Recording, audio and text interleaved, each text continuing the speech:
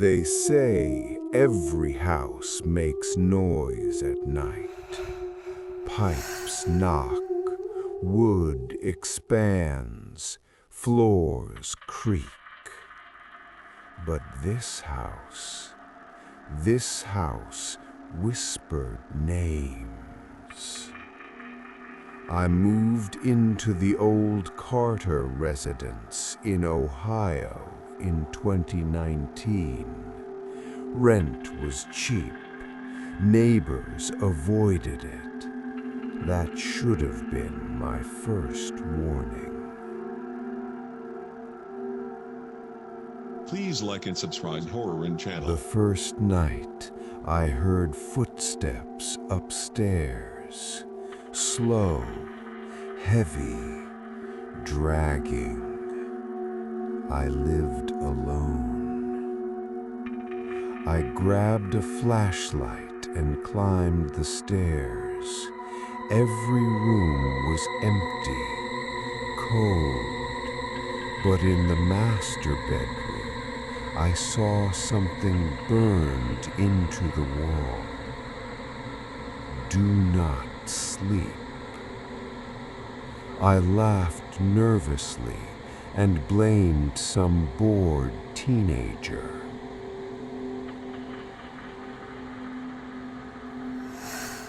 That night, I dreamt of a woman standing beside my bed.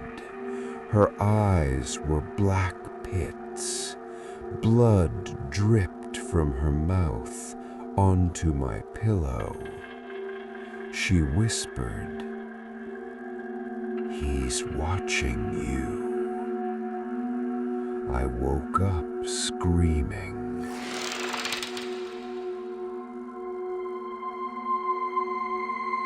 Over the next week, things escalated. Doors opened by themselves. Mirrors fogged with handprints. My name scratched into wood.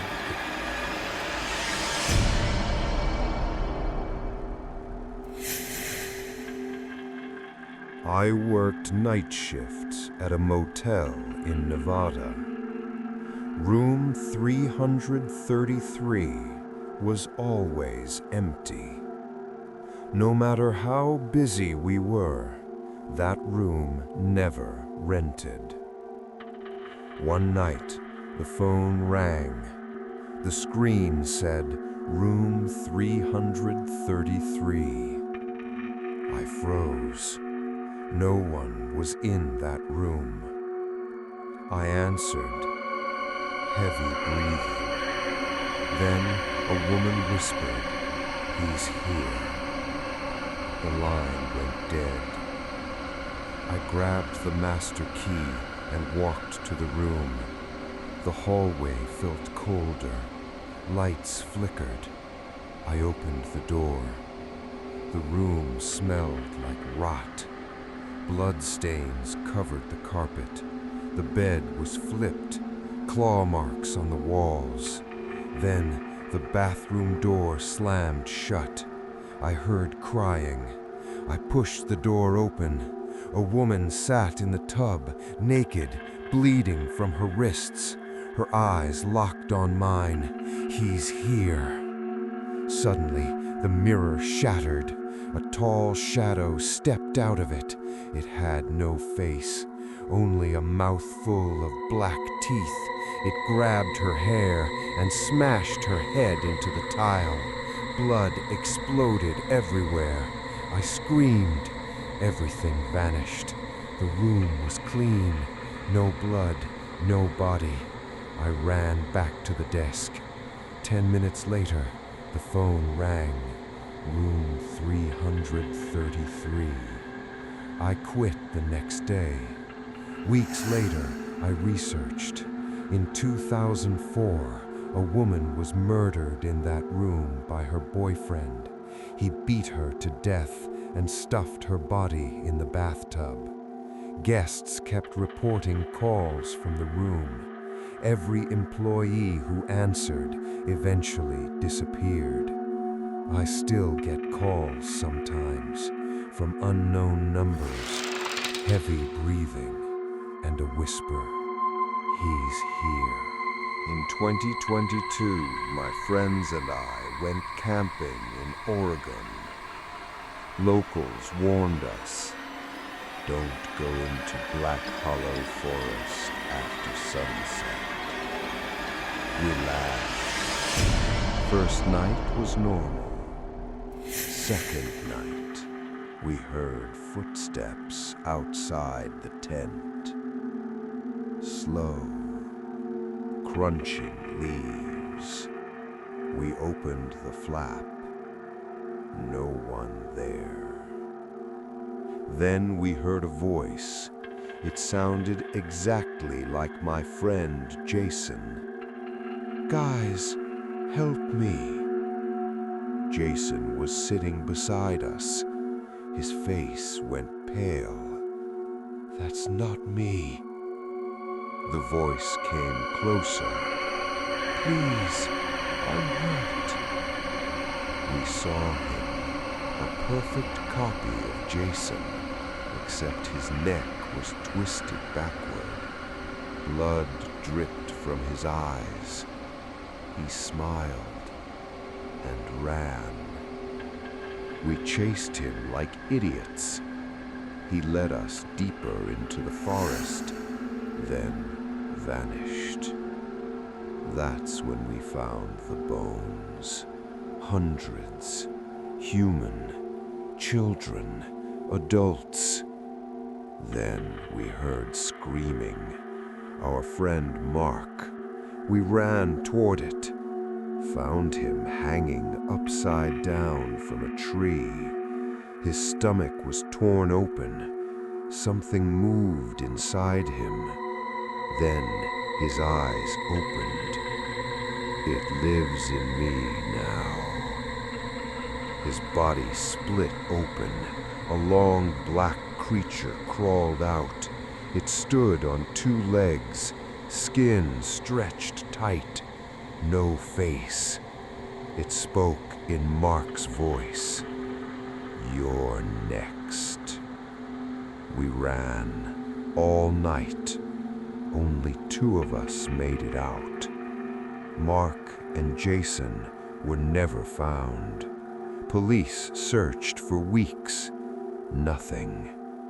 Sometimes at night, I hear Jason's voice outside my window. "Help me." I never look, because I know it learned how to sound human. Every town has its secrets. Ours had a train. It came every night at exactly 12:17 a.m. No delays, no announcements, no schedule. Just a distant horn, then metal screaming against old tracks. The strange part? No one ever boarded. No one ever got off. Not once. People said it was abandoned, a relic from decades ago. But you could still hear it. You could still feel it, like it was alive. I used to work late shifts at a gas station off Route 9. Closing time, midnight. My bus came at 12:05.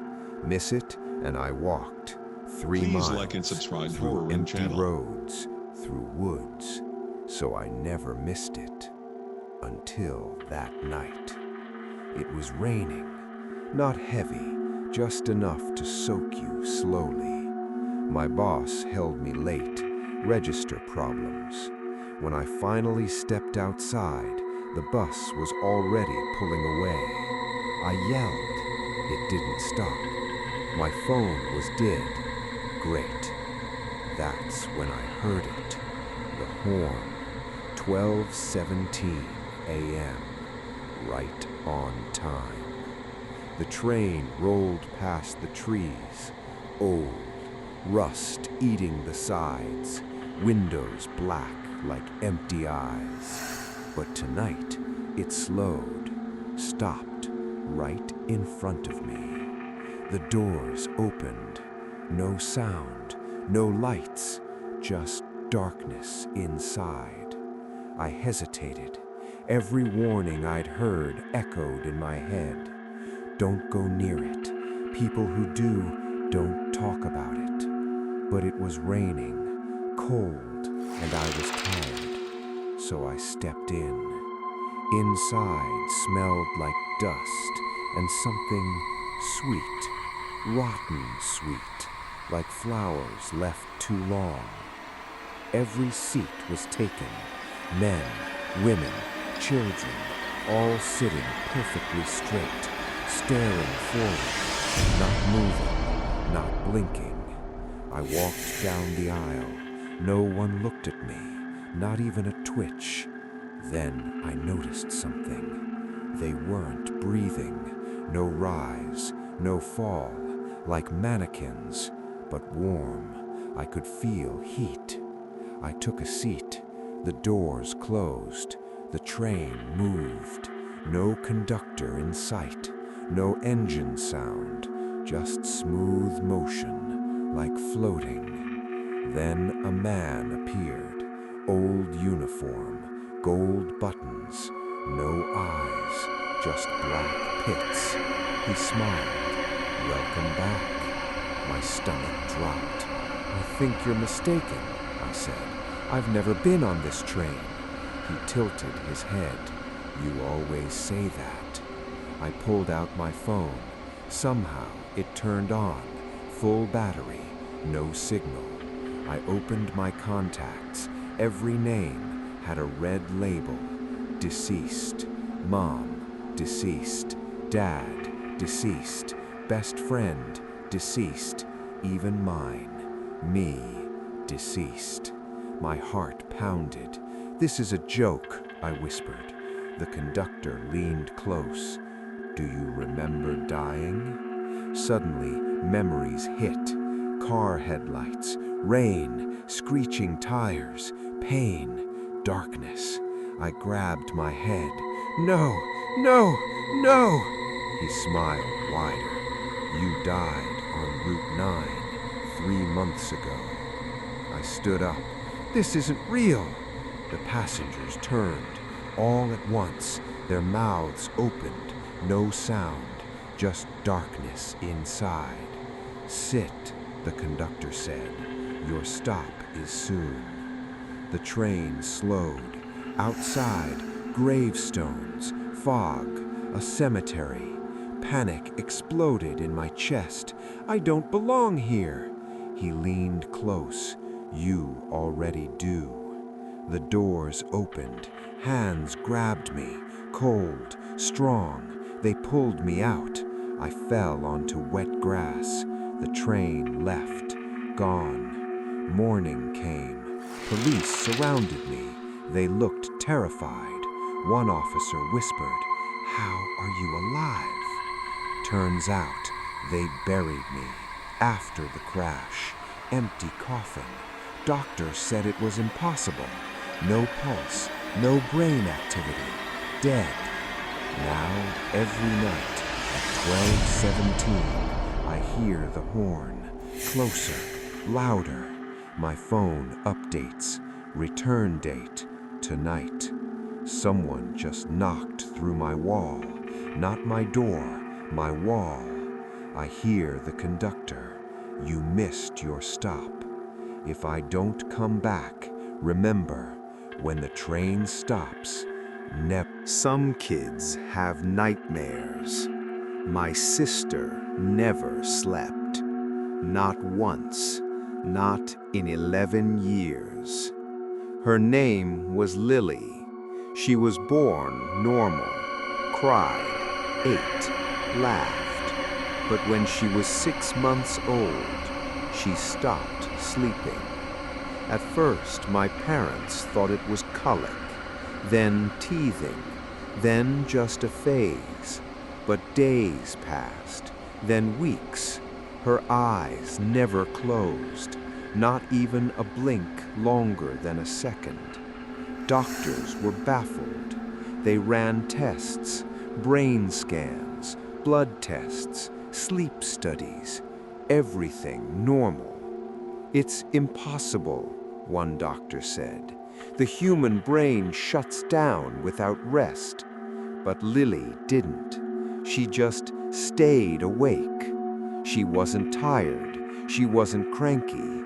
She played. She learned. She grew. But every night, she stood in her room, facing the corner. Not sitting, not lying, standing, perfectly still, like she was listening. I was 14 when I noticed it. I woke up thirsty one night, past her room. Her door was open, light off, moonlight through the window. She was standing there, in the corner, barefoot, not moving, eyes wide, unblinking. "Lily?" I whispered. She didn't turn, didn't react. I stepped closer. "What are you doing?" Her mouth moved, but she whispered, "He's here." Cold crawled up my spine. "Who?" She pointed at the corner. "The man." I saw nothing, just shadows, dust, a crack in the wall. "What man?" She turned slowly. Her eyes looked older than mine. "The one who watches you sleep." My heart stopped. "What do you mean?" "He sits on your bed every night, smiles, counts your breaths." I laughed, fake laugh, trying to be brave. "That's creepy, Lily." She tilted her head. "He doesn't like when you laugh." That night, I locked my door, turned on the light, pulled the blanket to my chin. I told myself it was imagination. Kids make stuff up, right? At 2:13 a.m., my light flickered, once, twice, then off. I froze. I heard breathing, not mine, slow, wet. My bed dipped, like someone sat down. Please like I and couldn't subscribe Horror move, and Channel. couldn't scream. I felt fingers cold on my ankle. Then a whisper. 1, 2, 3. I passed out. Morning, I woke up in the hallway. My parents around me, panicked. "What happened?" They said I collapsed, found outside Lily's room. She stood behind them, smiling. "He counted to 37, she said. My parents laughed nervously. "Stop scaring your brother." But she wasn't joking. That night, I pretended to sleep. I kept my eyes barely open. At 2:13 a.m., my door creaked. Someone entered. Tall, too tall, bent neck, long arms, no face, just smooth skin. It crawled, not walked, crawled onto my bed. It leaned close. I smelled dirt, rot, brave soil. 38, 39, I screamed. My parents ran in, lights on, nothing there, except handprints, black, on my sheets. They finally believed me. We moved Lily's room, locked the old one. She screamed that night, for the first time. "He's mad. He lost you." The next day, we found scratches inside the locked room, on the walls, words carved deep. "Mine." Priest came, blessed the house, salt, holy water, prayers. That night, Lily slept for the first time. We celebrated, cried, relieved. At midnight, she sat up, smiled. He moved into me. Her mouth opened too wide. Her voice changed, deep, wet. Now I watch. Lights exploded, windows shattered. I woke up in the hospital. House burned down. Parents dead. They said Lily vanished. Body never found. I'm 27 now. I haven't slept properly since. Every night I feel eyes on me. Last night my phone camera turned on by itself. Front camera. I saw her behind me, standing, smiling, eyes wide, unblinking. Count your breaths. If I stop replying, she reached 38.